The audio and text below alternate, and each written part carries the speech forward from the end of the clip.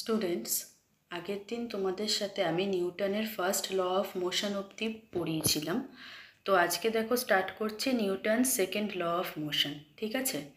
তো দেখো first law of মোশনের মতনই Newton second law of motion কি বলছে না, দেখো কি বলেছে, according to Newton second law it can be said that number one, the more is the force applied on a body of fixed mass. মানে যত বেশি আমরা ফোর্স অ্যাপ্লাই করব কোনো একটা কিছু যার ওজন রয়েছে, তত বেশি তার অ্যাক্সিলারেশন হবে, তাই তো? মানে তত দ্রুত সেটা চলবে।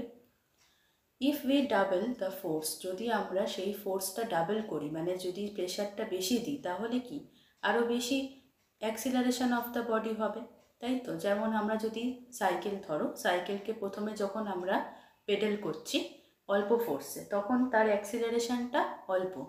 তারপরে দেখো সেকেন্ড কেসে যদি আমি প্রেশারটা মানে ফোর্সটা পেডেল করার বাড়িয়ে দিই, তাহলে কি হবে, অ্যাক্সিলারেশনটা তো বেড়েই যাবে, তাই তো? তো এটাই এখানে বলেছে। তার মানে একটা লিনিয়ার রিলেশন রয়েছে, এটা খুব ইম্পর্টেন্ট তোমাদের। লিনিয়ার রিলেশন মানে কি বলো তো, যে স্ট্রেট রিলেশন। লিনিয়ার কথাটার অর্থ হচ্ছে স্ট্রেট, মানে ফোর্স আর অ্যাক্সিলারেশনের মধ্যে একটা স্ট্রেট রিলেশন রয়েছে, মানে ফোর্স বাড়লে অ্যাক্সিলারেশন বাড়বে, ফোর্স কমলে অ্যাক্সিলারেশনও কমবে, এরকম। সেকেন্ড পয়েন্ট কি বলেছে দেখো, the direction in which the force acts, মানে যেই দিকে আমাদের ফোর্সটা অ্যাক্ট করবে, ধরো এই যে সাইকেল যখন চালাচ্ছে, যেদিকে আমি ফোর্সটা দিচ্ছি is the same as the direction of acceleration, মানে আমাদের অ্যাক্সিলারেশন যে দিকটা হচ্ছে সেটারও ডাইরেকশনটা সেম। মানে এরকম তো কখনোই হবে না, না যে যদি আমরা সাইকেল পেডেল করি একদিকে আর সাইকেলটা চলে যাচ্ছে অন্যদিকে, তো এটা পসিবল নয়। তো যেই দিকে ফোর্স দেবো সেই ডাইরেকশনেই অ্যাক্সিলারেশনও হবে। That is, the velocity of the body increases along the direction of the applied force. মানে যে আমাদের যে বডিটা রয়েছে এখানে, যেমন তোমাদের বলছি সাইকেলের ভেলোসিটিটা বাড়বে যত আমরা along the direction of the applied force, মানে যেই দিকে ফোর্সটা অ্যাপ্লাই করা হয়েছে। তো দেখো এখানে যে টার্মসগুলো রয়েছে, অ্যাক্সিলারেশন, ভেলোসিটি, এগুলো তোমরা আশা করি বুঝতে পারছো, কারণ এর আগের দুটো যে পড়িয়েছিলাম, আমি ভিডিও করেছিলাম, সেই দুটো ভিডিওতে কিন্তু এগুলো ডিটেলভাবে আমি ভালো করে বুঝিয়েছি। ঠিক আছে?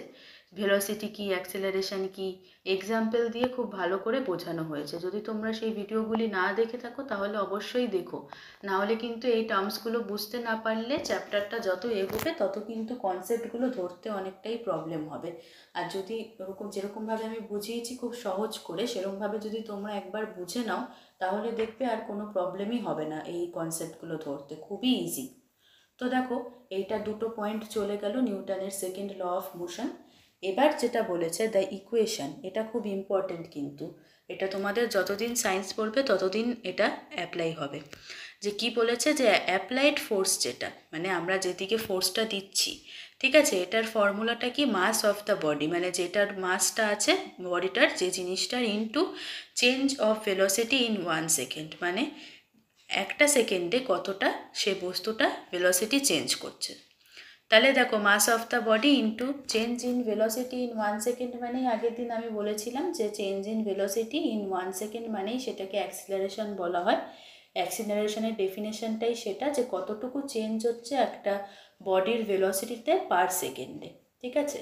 তো দেখো তার থেকে এবার ফর্মুলাটা চলে আসছে, F equals to m into a. মনে রাখবে এখানে এফটা কিন্তু বড় হাতের হবে, আর এম আর এটা অলওয়েজ স্মল লেটার্সে। ঠিক আছে? এটাকে কিন্তু ক্যাপিটালে করো না, তাহলে কিন্তু ভুল হয়ে যাবে। ঠিক আছে? তো এই ফর্মুলাটা এসে গেল, এটা কিন্তু খুব খুব ইম্পর্টেন্ট, তোমাদের এটা আসবেই এক্সামে।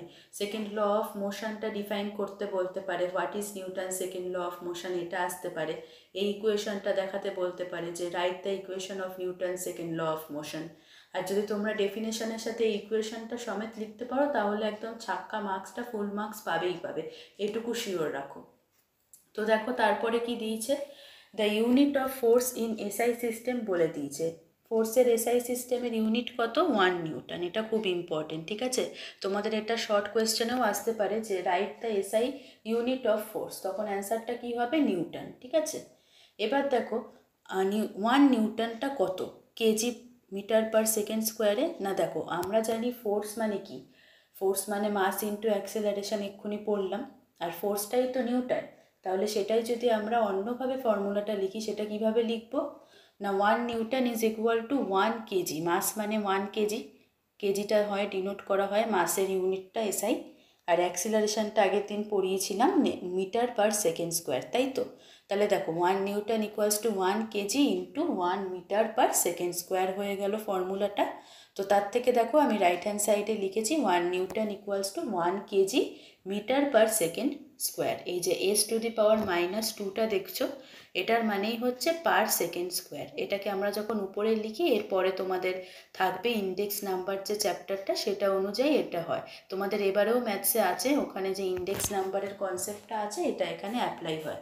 মানে যদি বেসটা সেম থাকে, তার উপরে একটা পাওয়ার রয়েছে, আর সেই নিচে সেম বেস রেখেই যদি আরেকটা ডিফারেন্ট পাওয়ার থাকে, ফর এক্সাম্পল ধরো 2⁻³ আর আরেকটা আছে নিচে ডিভাইড করে 2⁻², তাহলে সেটা আমরা কি লিখতে পারি 2⁻³ - 1, 2⁻³ - 2 মানে 2⁻1 হয়ে যাবে। ঠিক আছে, এটাই হলো ব্যাপার। তো দেখো এটা Newton second law of motion হয়ে গেল। এবার আসছে নিউটনের থার্ড ল অফ মোশন। এটা কিন্তু খুবই সহজ, ঠিক আছে? তো এখানে অনেকটা গল্প দিয়েছে, এই গল্পটা আমি পড়িয়ে আর সময় নষ্ট করছি না, এটা তোমরা পড়লেই আশা করি বুঝতে পারবে।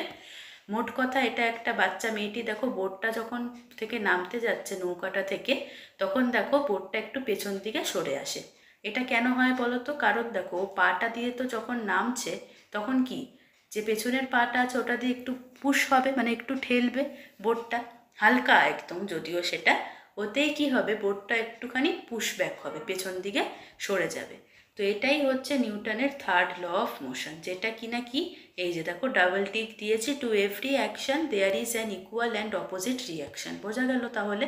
তার মানে দেখো এই যে অ্যাকশনটা কি এখানে, যে আমি পা ফেলে নামলাম, তো তার থেকে রিয়াকশানটা কি হচ্ছে অপোজিটে, না বোটটা একটু পেছনের দিকে চলে গেল হালকা। তো যেটাই ধরো আমরা যখন রাস্তাতে হাঁটিও, আমরা পা দিয়ে তো হাঁটি, পা দিয়ে যখন ঠেলছি ফ্লোরটাকে, মানে মেঝেটা যেটা দিয়ে হাঁটছি, তো যেখানে হাঁটছি, তো কি হচ্ছে না পাটাতে ঠেলা দিয়ে মেঝেটা একটু মানে আমরা পুশ করছি, এই জন্য আমরা কিন্তু চলতে পারছি। ওখানেও কিন্তু এই ইকুয়াল আর অপোজিট রিয়াকশান হচ্ছে, যদিও সেটা আমরা দেখতে পারি না, খুব মাইনিউট হয়, যেটা চোখে পড়ে না, কিন্তু এটা হয়। ঠিক আছে, এবার দেখো আরেকটা পয়েন্ট আছে, কি এটাও খুব ইম্পর্টেন্ট, কি বলেছে, action and reaction always act at the same time. ঠিক আছে, তার মানে এমন হবে না যে ধরো এই যে বোটটা থেকে, এরকম তো হবে না যে মেয়েটি বোটটা থেকে নেমে গেল, কিছুক্ষণ পরে বোটটা পেছনে সরলো, এটা কি হবে? এটা কখনোই হবে না। কেন না, অ্যাকশান আর রিয়াকশন সবসময় সেম টাইমে হয়, মানে যখন আমার অ্যাকশান হচ্ছে তখনই ইকুয়াল অপোজিট রিয়াকশানও হচ্ছে। ঠিক আছে, এটাকে বলা এটা হয়ে গেল তাহলে। তো এটা তোমাদের নিউটনের ফার্স্ট সেকেন্ড ল আর থার্ড ল হয়ে গেল। তোমাদের নিউটনের মোটমাট 3টে লই আমি পড়িয়ে দিলাম ভালো করে বুঝিয়ে। এর আগের যে ভিডিওটি রয়েছে ওখানে আমি ভালো করে পড়িয়ে বুঝিয়ে দিয়েছি নিউটনের ফার্স্ট ল অবধি। তো তোমরা এগুলো ফলো করো, আর তোমরা যদি এটা ভালো করে বুঝতে পারো তাহলে কিন্তু অবশ্যই আমার চ্যানেলটিকে লাইক, শেয়ার আর সাবস্ক্রাইব করো। ঠিক আছে, এটা আমার একটা খুব ছোট্ট রিকোয়েস্ট তোমাদের কাছে, কারণ দেখো আমার চ্যানেলটি নতুন, কিন্তু তাহলেও আমি চেষ্টা করছি রোজ তোমাদের যেগুলো এই থার্ড সামেটিভে আছে এক্সামে, সেগুলো যত তাড়াতাড়ি সম্ভব টপিকগুলো ভালো করে বুঝিয়ে দেওয়া, যাতে তোমরা ভালো করে বুঝে তোমাদের এক্সামটা ভালো করে দিতে পারো। ঠিক আছে, তো এইটুকু তো আমার রিকোয়েস্ট করাই যায় টিচার হিসেবে। আর এইটুকুই আজকে, আমি নেক্সট ক্লাস থেকে স্টার্ট করব এনার্জি অ্যান্ড ওয়ার্কটা। ঠিক আছে, তো তোমরা সবাই ভালো থেকো আর মন দিয়ে পড়ো। এই থার্ড সামেটিভটা খুব ভালো করে পরীক্ষাটা দিতে হবে, তাই তো? কারণ এটা দেখো 70 মার্কসের লাস্ট, এটা সবচেয়ে ম্যাক্সিমাম মার্কস এই এক্সামটাতেই, তো এটা একটু ভালো করে পড়তেই হবে। ঠিক আছে, চলো আজকের মতন টাটা।